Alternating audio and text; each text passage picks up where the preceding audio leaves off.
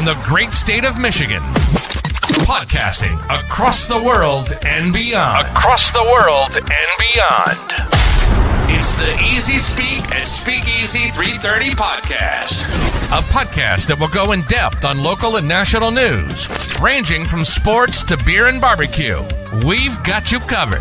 Get ready for Ain't My Money, Not My Problem, where we'll make the picks, you make the money. Now, go grab your favorite beverage, sit back, and join Tom, Rich, JP, a.k.a. The Giant, and Drew. It's showtime.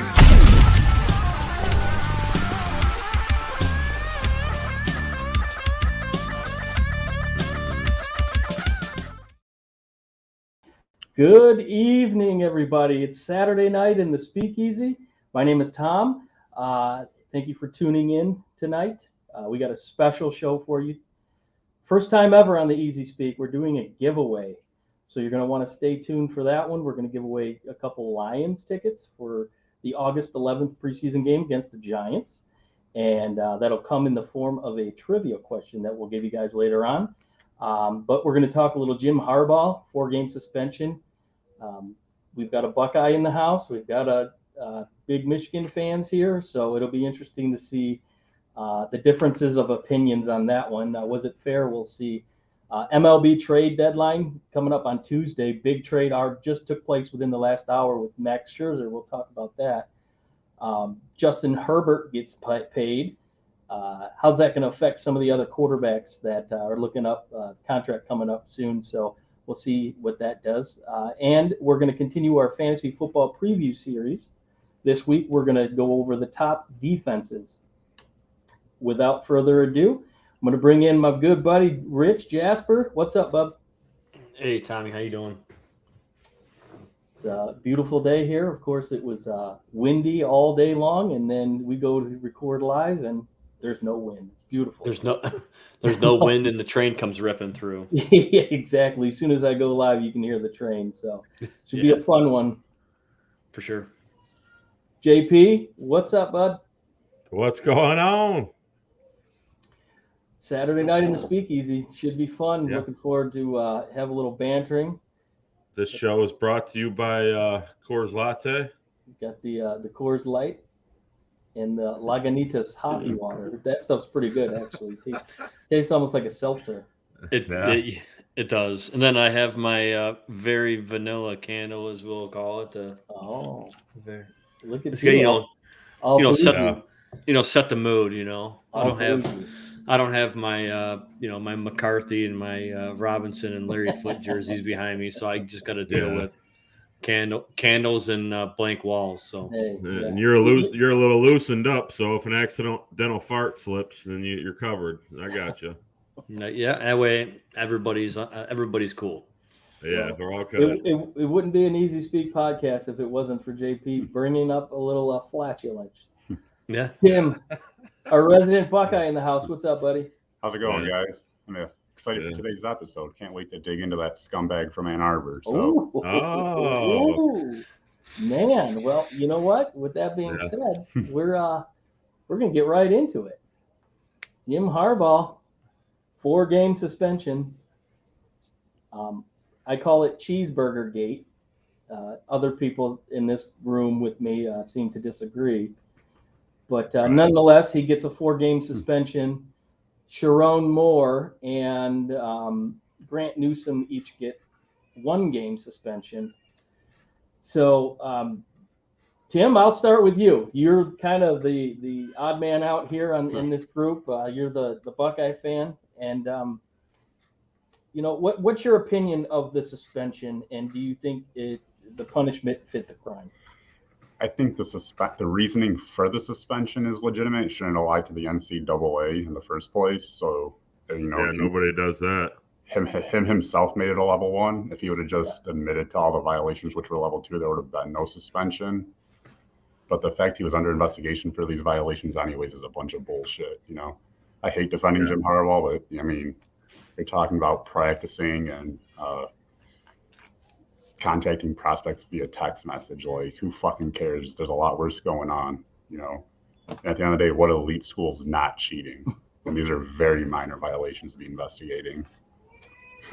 Rich, do you? We were texting back and forth earlier. Do you feel like this is a situation where the NCAA is being very petty, or is it warranted? Well, they're being petty. I think that does the punishment fit the crime? No. I mean, let's be real here. Did he violate? For sure? Yeah, you're not supposed to be doing any type of meeting with recruits during the COVID time where it was considered the dead period. Shouldn't be texting players. He knows the rules. It's not his first time around, right? Maybe watching some Zoom and stuff like that. The restaurant's open back up. He just happens to show up at the Brown Jug and buys a couple burgers and stuff like that. But that's all level 2 stuff, which would have been very, very minor. But they're saying that he lied and tried to cover it up. But I think he was quoted as saying, "I don't recall what you're saying," and so I don't really consider, if I don't recall something, it doesn't mean I'm lying. It's just I don't recall. The guy probably interacts with hundreds of people a day. I don't think he remembers every single thing that he talks about. And if you look at the guy, during the media time, the media that they had, he's a space cadet. I mean, he is what he is. I mean, he's a space cadet and very far out there, but the punishment doesn't fit the crime. I think 4 games is crazy, but you look at some other things where they were penalized less. You look at not necessarily football, but basketball. Penny Hardaway had some recruiting violations too, and he served a 3-game suspension, even though he appealed it, but he still served a 3-game suspension because Memphis is like, you're going to serve it. So, well, JP, you're a resident Michigan insider, we'll say. Well, he's not an insider, but he's just very knowledgeable. Expert. We'll call him an expert here. That's better. What was your take on the overall punishment? And second part to the question, it looks like Mike Hart will probably assume the head coaching role. What is that going to do for his experience level? Yeah, well, they were obviously turned in by a former recruiting analyst or coordinator, obviously a hater. The penalties, we all agree, kind of stupid. I guess if you're lying to the NCAA, there wasn't nothing egregious. There was no direct payments made to players. Nobody bought a Rolls Royce for anybody. It was only a cheeseburger, guys. Calm down. It's all good. But anyway, so Mike Hart, he's obviously an assistant head coach on the team, probably a future head coach real soon. You got to keep him in there for the 4 games for the continuity. I mean, they're playing nobody. I mean, you're not really worried about Jim Harbaugh not being on the sidelines in the first 4 games. I think any one of us could probably coach the team and probably win at least the first 3. You know what I mean? So it's no harm, no foul. He hasn't really talked much about it. He just said nothing to be ashamed of. I think we all like cheeseburgers anyway. So Of course. yeah. If you got to die on a hill that you love, I guess. Yeah. And, I'll tell you right now, I've been to the Brown Jug. Their hamburgers are pretty good. I just wonder if he made them drink whole milk with their cheeseburgers. Or if they wore cleats to the meeting. I bet they did. Yeah. So I'm going to cue something up here. This is very interesting. Paul Feinbaum, a very outspoken analyst, SECville, not a big fan of Jim Harbaugh. So this is pretty shocking. The number of times I've asked you questions about Jim Harbaugh, I can't even count them anymore. What do you think of this one? Let's start with the NCAA. It's beyond a clown show, Greeny. It is a clown show, and the fact that they would sanction him for this is really beyond the pale. I mean, essentially, he's accused of buying somebody a hamburger and then not telling the truth about it. I mean, Greeny, don't eject me out of my seat here, but I'm starting to respect Jim Harbaugh for standing firm and refusing to go down the NCAA's path. This could have been over with a long time ago, but Harbaugh would not admit he lied. And because the NCAA is so backwards and so antediluvian, they ended up with this agreement. in the end, the NCAA has no jurisdiction over anyone or anybody, and they can't push things too far because the schools will take them to court, and the NCAA maybe will lose. But in the end, I think Jim Harbaugh looks really good here, and this might be my final broadcast ever on this earth. Yes, I saw that, and I couldn't believe he is probably Jim Harbaugh hater number one. Dude, he's a bigger hater than Tim, so that says a lot. That's huge. He definitely was. You know, he didn't sleep well that night after talking about that. He probably tossed and turned, going, "Man, I can't believe I said that." No, no arousal there, right? Mm-mm. So Tim, I think it's evident the landscape of college football is changing. I think we all agree there's going to be a couple super conferences. Is this maybe the NCAA's like kind of last ditch effort to remain some sort of control, or is this just ridiculous on every level? I think it's a little bit of both. It's ridiculous the way the suspension happened, but it's them trying to control it and make a point to everybody else that there's still the power of the college football landscape. But within 5 years, I believe the NCAA is going to be no more. Yeah, I think that's a good estimation, and you do hear rumors already of more teams leaving. The Pac-12, Colorado being one of them that's already confirmed. So I guess we'll quickly go around the table. I'll stay with you, Tim. Is this going to hurt the program, yes or no? No. JP said himself, any of us could go out there and coach under the first 4 wins. I mean, you're playing Wayne Memorial, John Glenn, and Easter High, basically. Yeah. And if anything, it's going to fire the team up for their coach, and they're going to play harder and be harder to beat. So as a Buckeye, I really disagree with it. So, Rich, what do you think? Yeah, I mean, I think the consensus around the panel is going to be the same thing. I don't think it's going to affect the program one way or the other. I do, however, think that it's just going to add logs to that fire that's been there all off season. So I think going forward, I think it's going to be throttled down. Hopefully, and everybody they play, they don't let up. They just keep going. So, and you agree this is just par for the course, we'll say, JP. There's whether he's there or not, they're probably going to end up 4-0 by the time he gets back. It's just a clown show. He's been outspoken about the NCAA rules, and he's tested the boundaries with the satellite camps and other things that he's done. It almost looks like the NCAA was looking for the first slip up to try to pop him for something. So yeah, it's not, like I said, nothing egregious, no harm, no foul. We'll be 4-0. We'll see you back in week 5. And it, like you said, being turned in by somebody that worked for the program, that makes it even more egregious, in my opinion. Yeah. But I want to give a shout out to one of our followers, Swanky Wolverine. Rich knows what I'm about to play. Yeah. This is such a crock of shit. Excuse me? No, I don't think I will. You're building a rat ship here. If I were the man I was 5 years ago, I'd take a flamethrower to this place. Hoo-ah! Oh, he's a great follower at Swanky Wolverine. Yeah, Swanky Wolverine is a great follow on Twitter. That's for sure.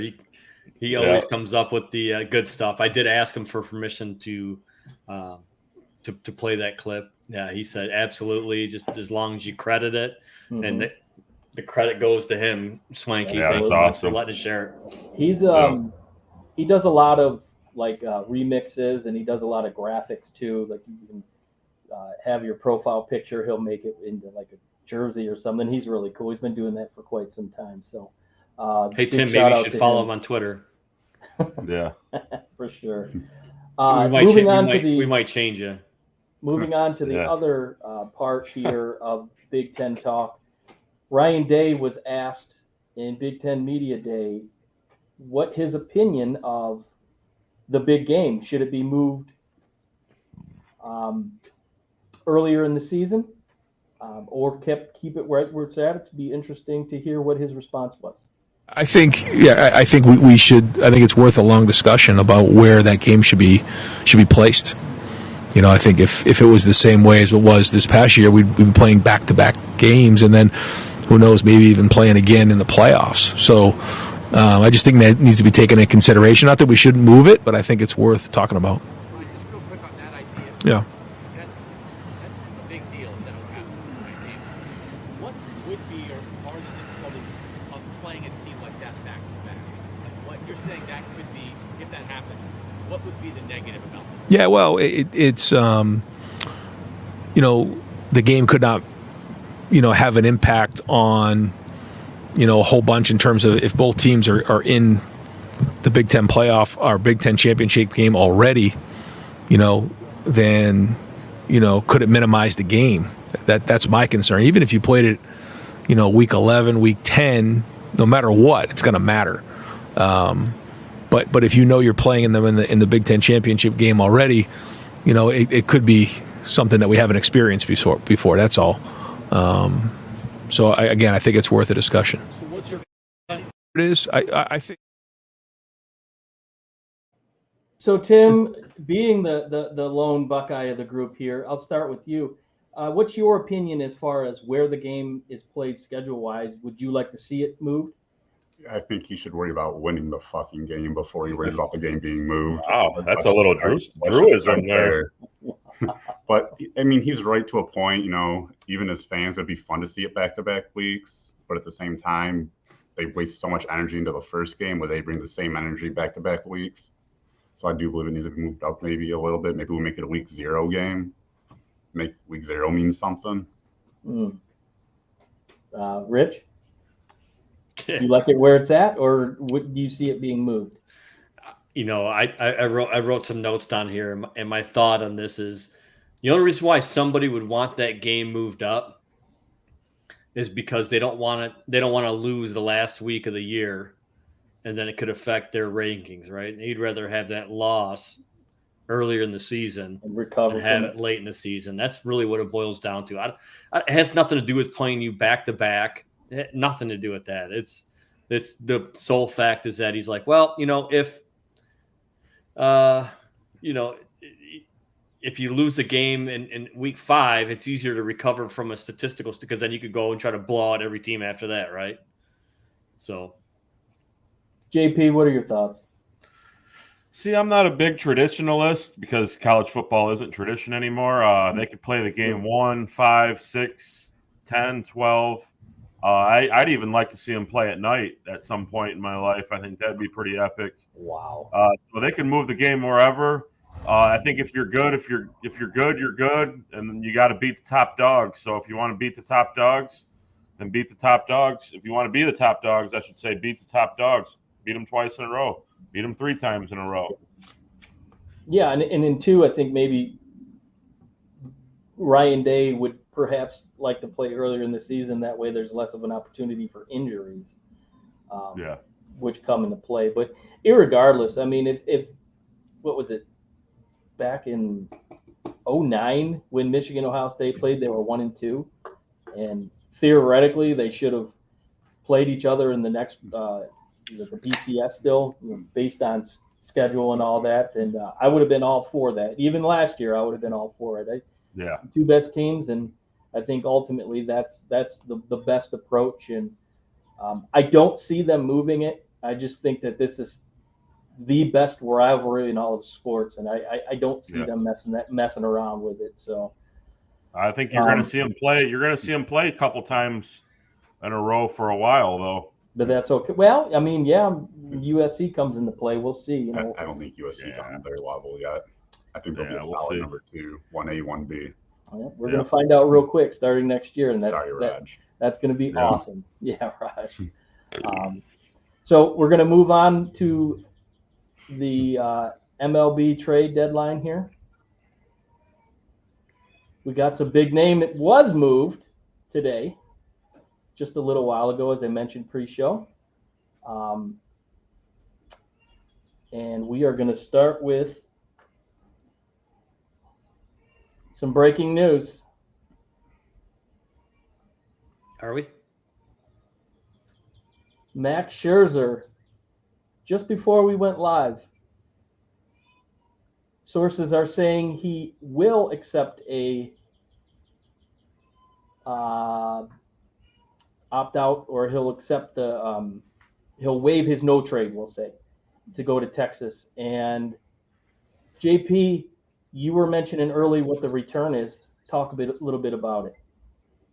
Yeah, so it sounds like they're getting Acuna Jr., Ronald Acuna's younger brother. He's the third best prospect in the Texas organization, which is a pretty good organization. And to me, it's impressive for the Mets to get any kind of return for a pitcher who's 39. He's on his last year of his deal. Probably not going to get him back next year. Looks like the Mets are kind of going into rebuild mode. Corey, probably going to get rid of Verlander too here at some point. They're looking like they're trying to build around Pete Alonso and Lindor and them guys and get rid of some of the old goats that they're paying all that money to. Verlander's slated to pitch tomorrow, so that'll be a really good indicator. If all of a sudden it gets pulled, you know that there's something in the works. Go ahead, Rich. Right.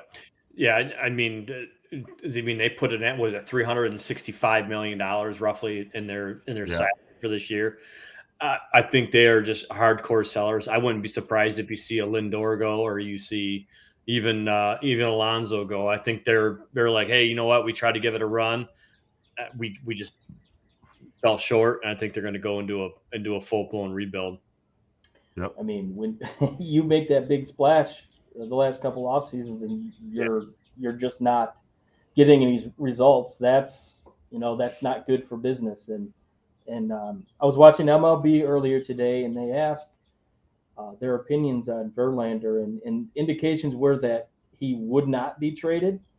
I'll be interested to see if they do get an offer.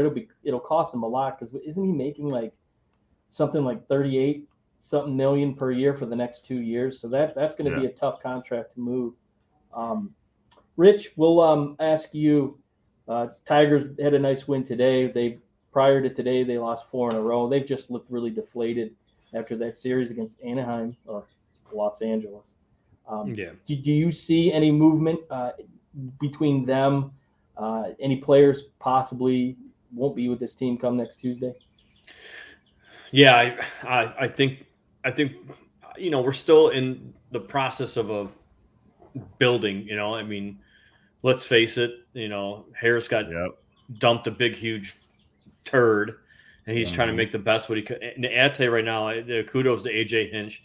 The guy is fielding a baseball team of minor league, AAA, and AA baseball players. Yeah. Realistically, I think right now, at times, there's flashes of good when you see Torkelson hitting the ball hard. You see Riley Green back in the lineup hitting the ball hard and doing his thing.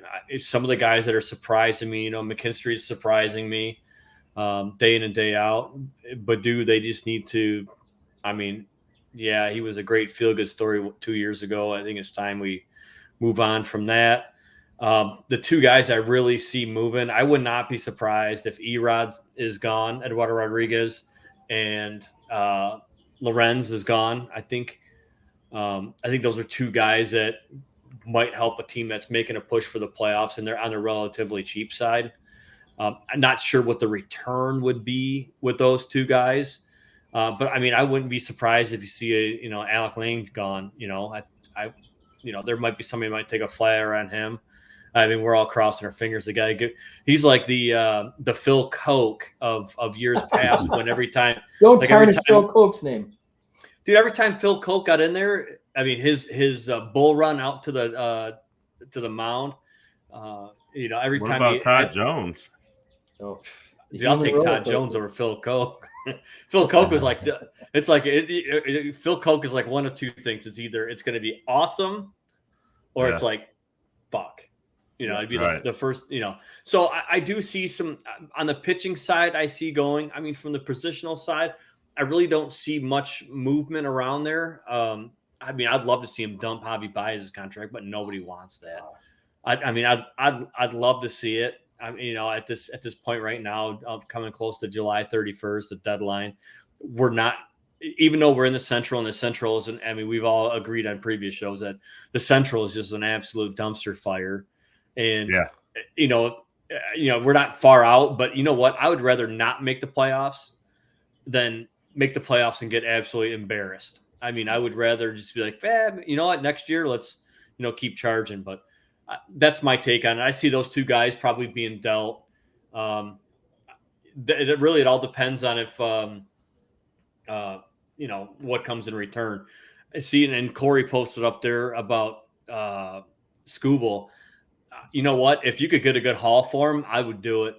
I honestly would. I think if you can get a good haul for Skubal, I think that's something that I would definitely entertain. It's interesting. He mentions Foley. He is a good innings guy. That setup guy. He's been pretty good.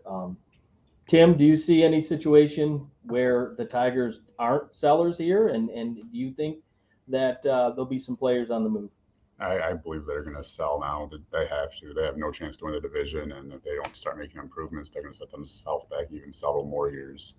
Rich said, try to go to Javi. I would go all costs. Hey, you want Skubal? You got to take Javi. Sorry, I'm gonna package Javi into somebody. I mean, Scott Harris has come from two organizations that are pretty good. So he's got a good pedigree when it comes to that. Unfortunately, the Raiders aren't in Major League Baseball, so nobody's taking Javi. That's true. I know. We're gonna go over a couple deals that have already been done, but first this. Oh, shoot. Let that linger in the hitter's eyes. Here it comes. That's just what he did, and he got a swing and a miss from Correa to get out of the inning. Oh, Joe Kelly strutting his way off after an interesting inning.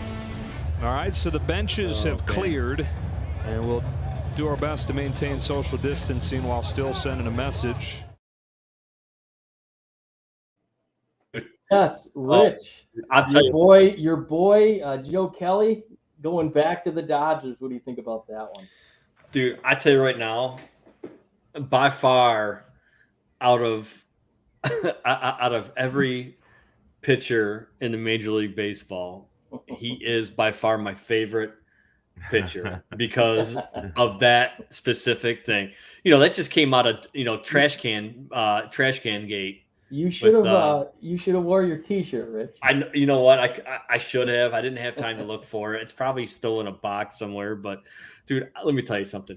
He went in there and absolutely clowned. Before Correa, it was Bregman. Threw him right at his head. Bregman kind of looked at him like deer in headlights. Then he threw a couple in on Correa. Correa's like, what the hell's going on here? And then he's like, I think it was 3-0. He comes in, throws dart. Got him out, and then infamous look as he's walking off. It was the best. It was the John Boy Media version on YouTube of that is great. He's unfiltered, but yeah, that's memorable. And to go back to the Dodgers, I know our good buddy Raj is a Dodger fan, and he was fired up to get him back. And so some notables here, the Marlins just got David Robertson, who's played with the White Sox. He's played with the Mets. He's played with the Yankees. He's kind of played all over the place. So that should be a good pickup for the Marlins. We'll see if they make any ground. They've kind of struggled after the All-Star break. The big one for me was Giolito going to Anaheim, or the Angels, I should say. And that pretty much shut the door of any talk of Ohtani being moved. So, JP, is it the right thing for the Angels deciding not to trade Ohtani? Or do they feel like they really have a legitimate chance at least at the wild card? Yeah, I think they have a legitimate chance. We've talked about them a little bit, and I think they have a legitimate squad. It would be hard to break ties with probably a guy that's going to end up being one of the, if not the best player to ever play baseball. I'm sure that there's a lot of negotiations going on between the Angels and Ohtani's interpreter. But yeah, no, I wouldn't. You got to try to keep the guy at all costs. As you've seen when they came to Detroit here and swept our ass, they got some good young talent, and I think they have a legitimate shot to get in this year. if they can hold on for another 3 to 4 weeks, they get Trout back for the playoff push. That should really help them. We mentioned earlier. Hold on, before we go any further, who picked the Angels in the West? You did. That was Rich. You did. Thank you, Mr. Jasper. Yeah. Thank you. I don't know if they'll win the West. I think they got a chance at least the second wild card. I think they're 2 or 3. They've lost 2 in a row to Toronto, so they may have slipped back, but there's still a long season to go. And they're in the thick of it. They just got Giolito, which should help them. Already a halfway decent pitching staff. So again, Scherzer's gone. We talked about Verlander. The interesting one here is Bellinger. Bellinger's been tearing the cover off the ball in Chicago. They've won 7 in a row, including last night's unbelievable finish in St. Louis.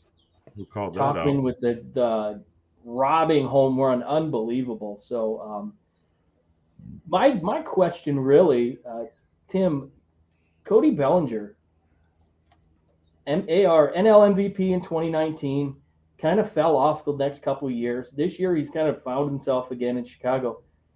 Why would Chicago even entertain the thought of moving him?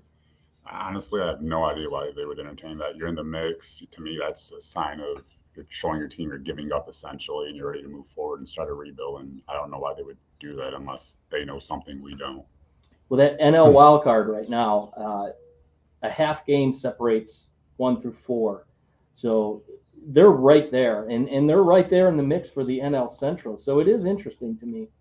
And then JP Nolan Arenado is one of the big names you're hearing potentially going to the Dodgers. You talk to Nolan Arenado, he says he hasn't heard anything. There's no grumblings, which is always what they always say. It's coach people say.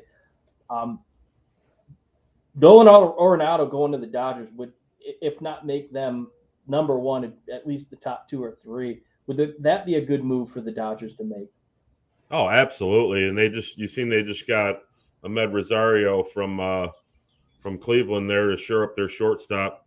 And St. Louis is a team that's old at key positions, and they need to get younger. So they're probably looking to get some value back in return for them because they're obviously out of it. You know what I mean? They're not making a push. And, Goldschmidt over 35. Arenado's getting up there a little bit. Wainwright's 55, 60. It's good on both sides. The Dodgers are making that late season push like they do every year. If you can get Arenado, then look out for them. Yeah, I mean he's a solid. He's a beast. He's a solid player. He can hit. His glove is. I think his glove is underrated. He's fantastic over there at the hot corner. One of the top 10 hitters in Major League Baseball. Yeah, that'd be a scary lineup. He goes over to LA. So yeah, Freddie Freeman, Arenado. Yeah, no thanks. Mookie Betts. Forget about it. Yeah. Just give me Dodgers, Braves, and the NLCS and call it a day. Yeah. So the next couple of days are going to be pretty exciting if you're a baseball fan. I think the temperature dropped a little bit once Ohtani came off the board, but nonetheless, it's always exciting. Tuesday will be fun. There'll be a lot of coverage leading up to that. So moving on to our next topic, Justin Herbert got paid. 5-year extension. Now he's the temporary highest paid salary in the NFL. It seems that lasts on average about 3 or 4 weeks. Jalen Hurts was the highest paid. Now it's Justin Herbert. So obviously Burrow is the next kind of chip to fall when it comes to contract talk. Unfortunately, he goes down with my first block on Twitter. Oh, fantastic. Wow. My first block. He's a chump. But, I'm so happy. If you noticed earlier on the crawl, we stand with Lexi. We here at the Easyspeak, we're fighting a good fight for you. Screw those people that want to talk. So go follow her at Go Blue Lexi 117 and show her your support. She's had a pretty rough a couple of days. We'll see. All right, so Justin Herbert. Let's go. Justin Herbert. Yeah, so Justin Herbert gets his money. Burrows gets hurt. JP, how does that affect the line now as far as his pay? Do you think this is just a Nah, just a little blip in the radar. Yeah. Every time we see a quarterback get paid lately, it's the highest and most richest contract. If you look at Joe Burrow, he's 5-2 in the playoffs. He's already been to a Super Bowl. Just for a little side note here, so C.J. Stroud, Bryce Young, and Jordan Love are all getting paid higher than Joe Burrow this year. So you're expecting some big money from him come his negotiation. And also one that people aren't talking about is Tua's going to be up for another contract too. Yeah. And I expect if he can stay healthy, and that McDaniels, he was one of the top rated quarterbacks in the NFL last year when he was healthy. Well, I think. But if he stays healthy and he stays upright, that'll be one to watch this year. Yeah, as long as his head's not getting bounced like a basketball on the field. As long as his head's in the right place, no pun intended. Mm-hmm. And here's a name that I kind of thought. Patrick Mahomes. He signed a huge deal a couple years ago. He's down, I think, 8 or 9. I have the list right here. He's 8th. He's 8th highest paid quarterback. Clearly, he's the best quarterback in the NFL. Rich, do you think it's a situation where Mahomes approaches Kansas City and says, show me some love, let me get some more money? No, I'll be honest with you, because his deal, if I'm not mistaken, his deal is very backloaded on it. Yeah. I think, he takes less or whatever, and then it just kind of grows into it. So, but I think that if something were to happen where he was to get caught or something like that, then that money would be pretty much fully guaranteed out. If you look at Herbert, I mean, he's 52.5 million a year. That's a lot of cheddar. And in the guarantees or whatever, it's like 193 million. 133. Well, it says in all incentive bonuses, everything like that, guaranteed at 193, but fully guaranteed 133 million. That's nothing to laugh about for sure. No, I'll take it. Tim, your boy CJ Stroud. CJ Stroud, kind of a unique situation.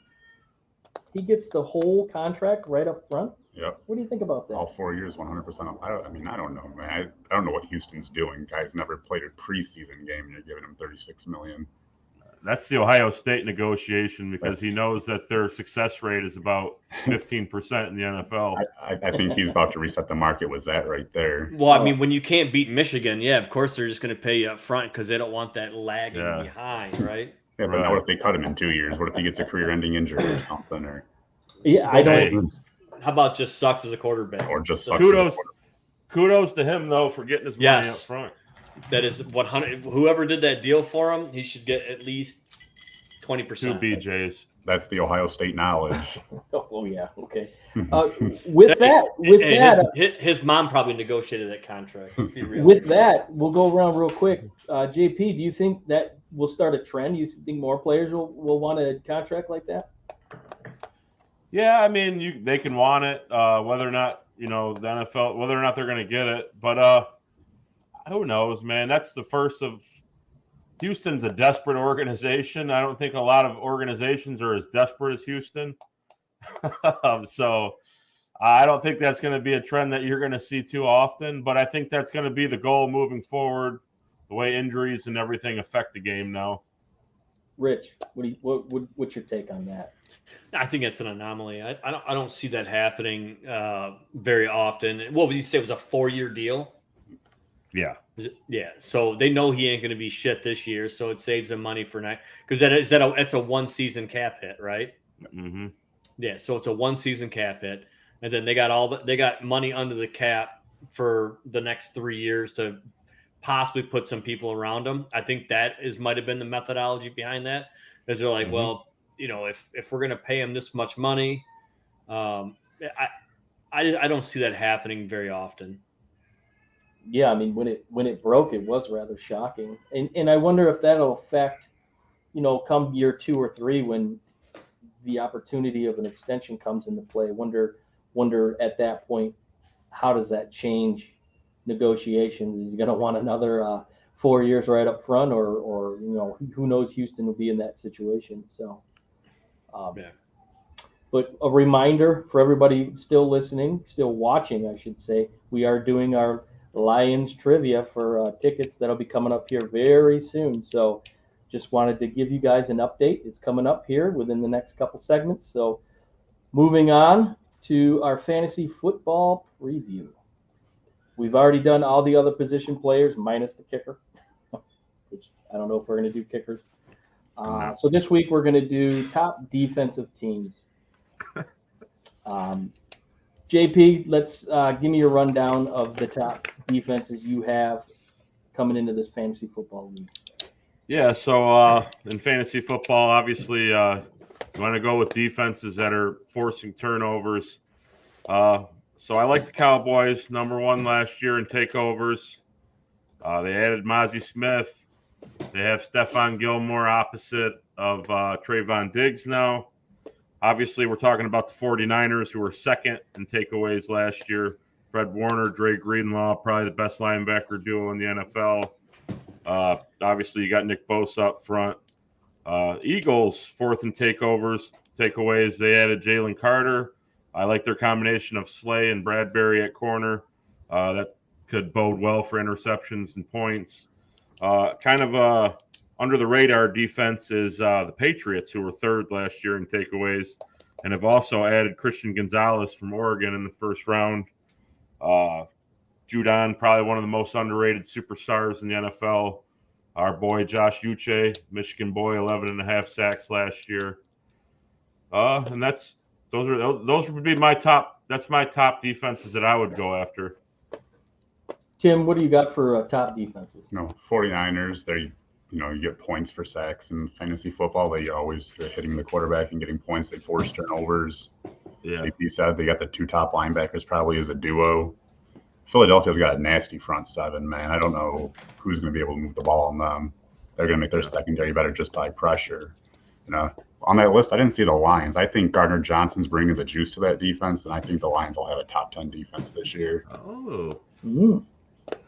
I mean, they've got a nice set of bookends between Houston and Hutch there on the end. So that could be that would be amazing to see. I'll just say that. I'm not drinking the Kool-Aid yet.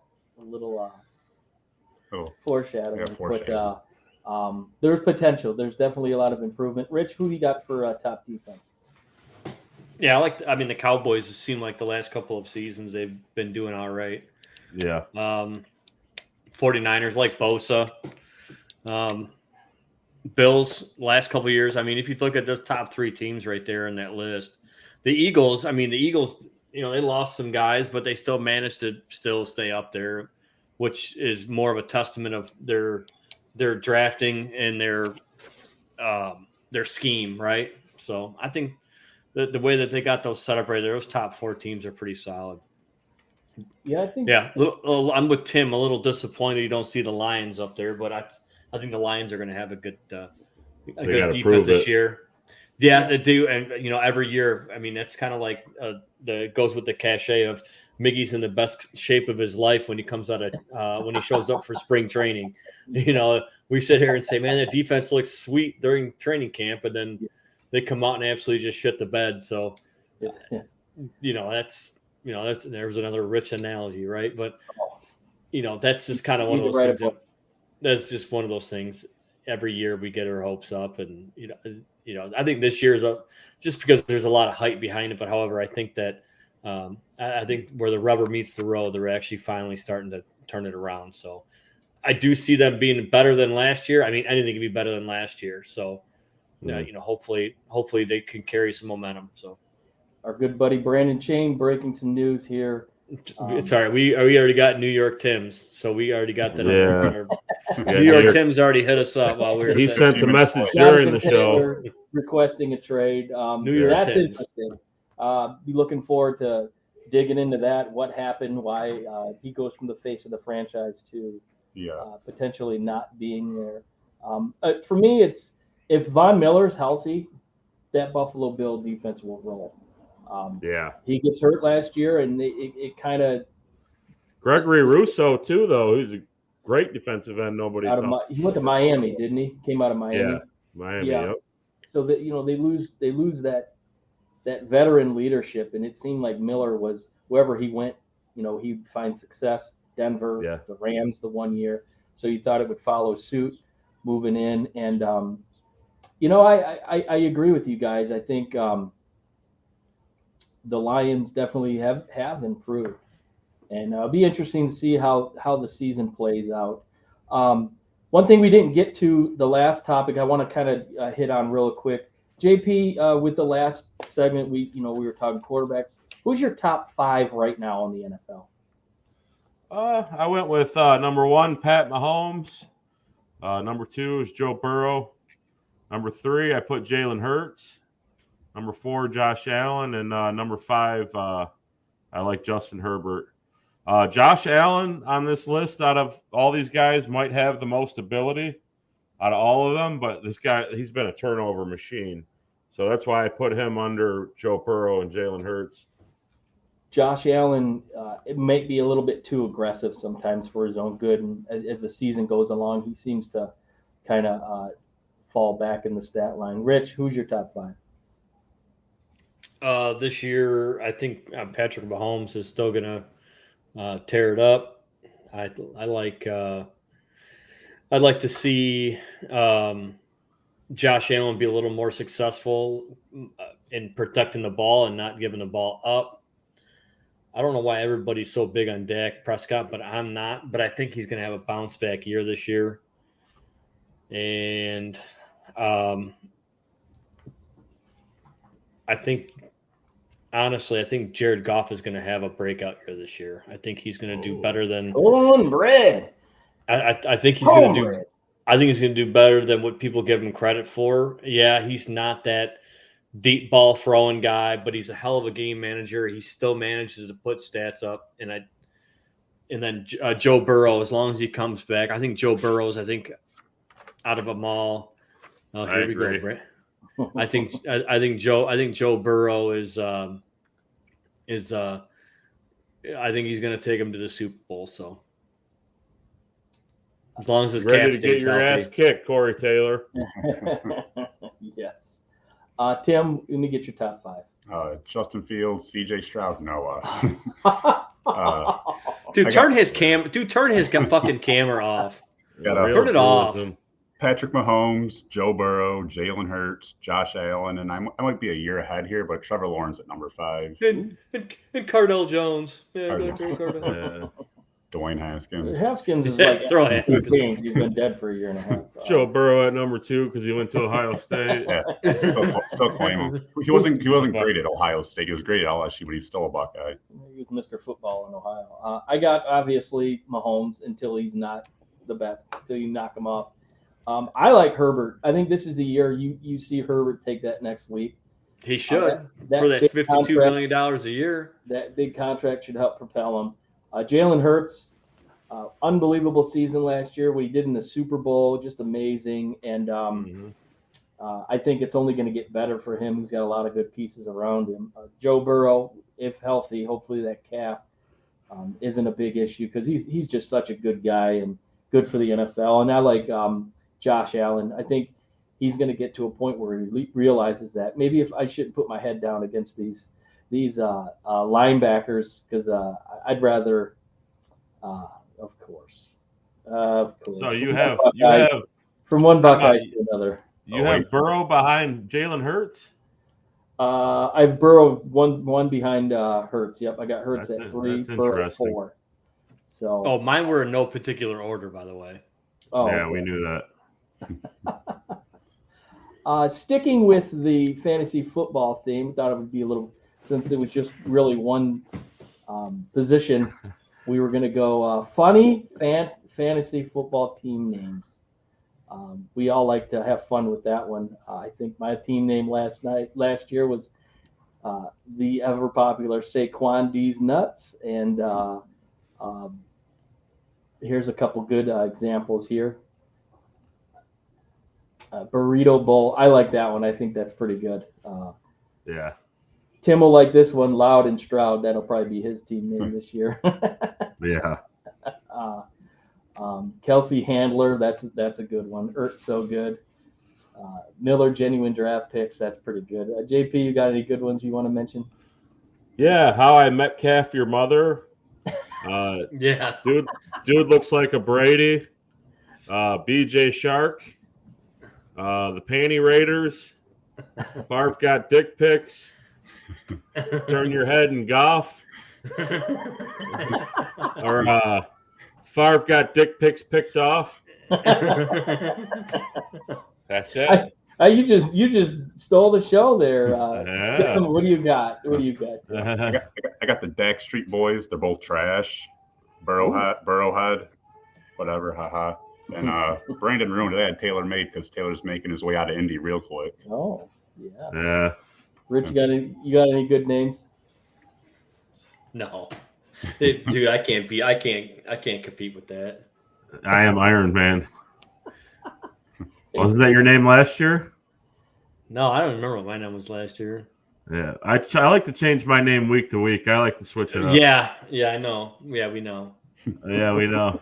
Depends on whatever is current in the news at the time. Yeah, I know. Every week it's like, oh, who's this guy? What is that name? That's just. How about the Pittsburgh Feelers? The Pittsburgh Feelers. That's a good one. Hey. that could be a winner. You know, this is an R-rated fantasy football league. That's for sure. Oh yeah. Brandon, we saw it. Scherzer to the Rangers. Yep. We agreed to it. They were saying he would. So if you would have been watching us earlier, you could have seen we already talked about it. Brandon's a busy man. He's got a lot of golf to play. He lives on a golf course, so he's just talking shit. He's always hitting the link. So are you guys ready? You know what time it is. It's trivia time. First ever Easy Speak trivia question. So everybody get ready. Get your thinking caps on. I'm watching the comment feed right now. Okay. So go over the rules here, Tom. The rules are we're going to put the question up on the screen. And the first person to answer the question in the comments wins a pair of tickets to the Lions-Giants game August 11th, which is actually the preseason home opener in a couple weeks. So pretty awesome prize there. So I'm going to be putting the question up on the screen. And again, the first person to answer correctly in the comments wins, and we'll get some information from you via Messenger on our Facebook page, and we'll get the tickets transferred over. So without further ado, here is the question. Lions first round draft pick Jahmyr Gibbs started his college career at which school? So get your Google machine out. Everybody's Googling it. We all know that that is the proper way to get any answers these days. Again, Jahmyr Gibbs started his college career at what school? Jahmyr Gibbs, draft pick this year, number 12. I think we can all agree we're excited to see his potential, where he might land as far as shoes to fill, with Williams being gone, with Swift being gone. I think that puts a lot of pressure on a young kid, but they have a lot of faith in him. What do you think, JP? Oh yeah, he's definitely an upgrade from Swift, I believe, because obviously Swift can't stay on a football field long enough to know if he's good. He's going to be a burner for him this year, at least 50 catches, I think. Ooh. I got high hopes for Jahmyr Gibbs. He's real crafty, and he's out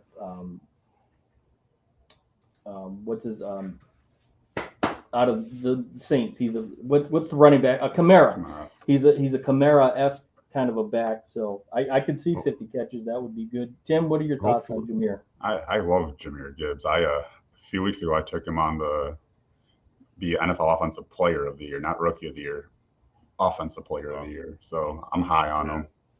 Yeah, you're high on something. Rich, what do you think about Jameer here? Lot of talk that maybe the Lions were stretching on this pick, but if you talk to them and you see the reaction from draft night, they'd beg to differ. Yeah, I think we probably could have waited a little bit on him, but to move up to get him, I guess that works out. He probably would have been there in the second round. I don't think so. I think there were some teams looking to move up. All right, there you go. We got a winner.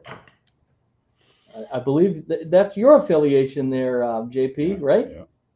I don't know. I can't see it. Yeah, you never posted it yet. There's your winner. Georgia Tech. You got him. That is correct. That is correct. He spent, 1 year at Georgia Tech before he transferred? 1 or 2 years at Tech before he transferred to 2 years. 2 years at Tech, transferred to Alabama, and now he's here. So congratulations, Beaslem. We're going to get your information, put it in the Easyspeak message, and then we'll get you those tickets transferred over to you. Thank you so much. Congratulations, and thank you everybody that played, or at least let's give a shout out to Tim for Tim graciously purchasing and providing those tickets. Yep, yeah. Tim, thank you so much for doing that. This is the first for Easyspeak doing a giveaway, and I hope we get to do more of these as we progress. So that'll be exciting. So once again, congratulations. That's awesome. So you can get a couple tickets for the August 11th game coming your way. Well, now it's the fun part of the show. Get those betting slips ready. It's time for Ain't My Money, Not My Problem, where we make the picks, you make the money.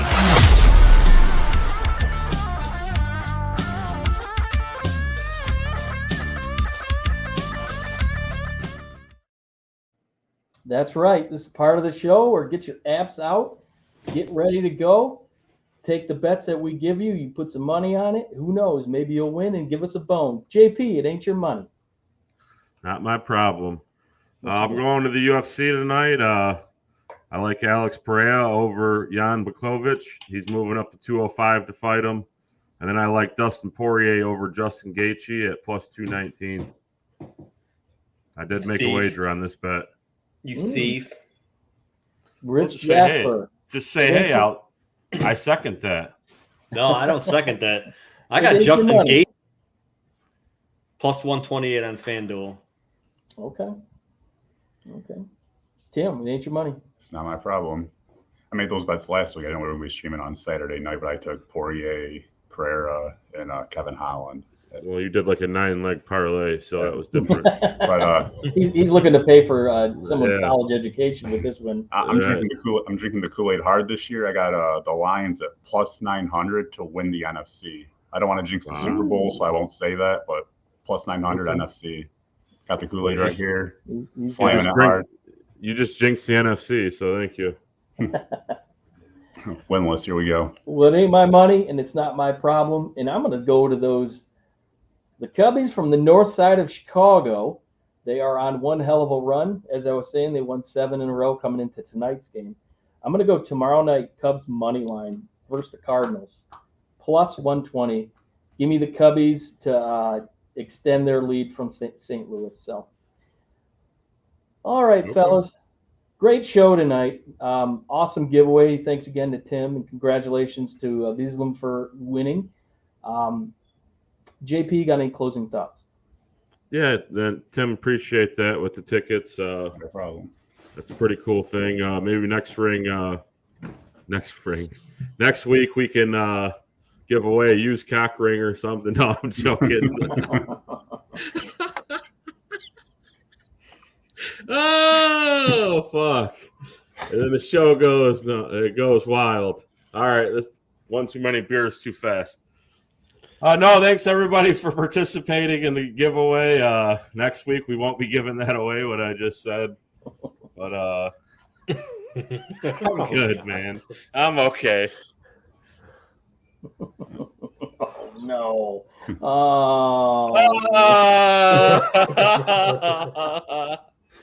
TMI. Cancel the show. It's all over. Forget about it. Rich, help us out here.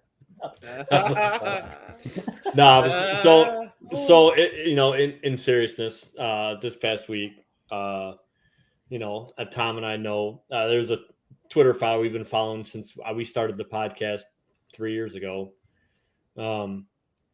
She kind of did some stuff that was unsavory of somebody who, in my opinion, that has the followings that she has, where it wasn't a good look. But however, I will say that she owned every bit of it.